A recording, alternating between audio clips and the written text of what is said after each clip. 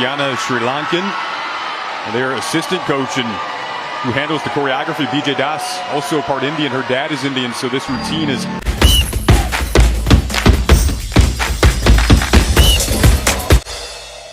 අපි ලෝකයේ සිටින ක්‍රීඩකයන් ලංකාවට ගෙන්න ගැනීමේ වැඩසටහනක් ක්‍රියාත්මක කරා. ඒකත් එක්ක තමයි අපිට ටියානා සුමනසේකර කියන ඇමරිකාවේ පදිංචි වෙලා ඉන්න ජිම්නාස්ටික් ක්‍රීඩිකාව ලංකාවට ක්‍රීඩා කරන්න තීරණය කරන්නේ. එයාලා ලංකාවෙන් ගිය අය නැවත ලංකාවට එන්න තීරණය කරලා තියෙනවා. රට වෙනුවෙන් ක්‍රීඩා කරන්න තීරණය කරලා තියෙනවා. ඒ අනුව අපි මාස දෙකක විතර ක්‍රියාවලියකින් පස්සේ ජාත්‍යන්තර ජිම්නාස්ටික් සංගමයෙන් අපිට නිල වශයෙන් අයව ලංකාවට ක්‍රීඩා කරන්න ක්‍රීඩිකාවක් විදියට ක්‍රියාපදිංචි කරගන්න පුළුවන් වෙනවා. අපේ අමාත්‍යාංශය හරහා ක්‍රියාත්මක වුණු ඒ ක්‍රියාවලිය ඇතුලේ ටියානා සුමරසේකර කියන්නේ මේ වෙනකොට ඇමරිකාවේ ප්‍රධාන ජාත්‍යන්තර තරඟාවලි ගණනාවක ගෝල්ඩ් මෙඩල් 12ක හිමිකාරියක්, විශේෂයෙන්ම ඔලිම්පික් පදක්කමක් ගන්න පුළුවන් තරමේ ඉන්න ක්‍රීඩිකාවක්. ඉතින් ටියානා සුමරසේකර තීරණය කරනවා ලංකාවට ක්‍රීඩා කරන්න. එයා 2025 පෑන් ඇමරිකන් චැම්පියන්ෂිප් එකේ ගෝල්ඩ් මෙඩල් එක ගන්න ක්‍රීඩිකාවක්. ඇය දැන් තීරණය කරා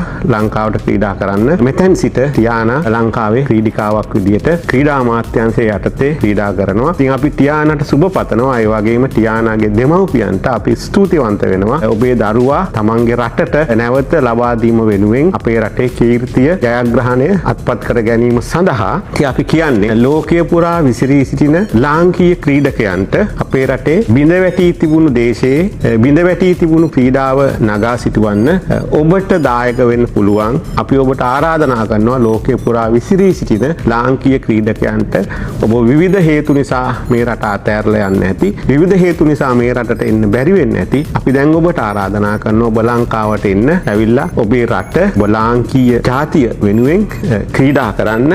ඔබේ රට දිනවන්න.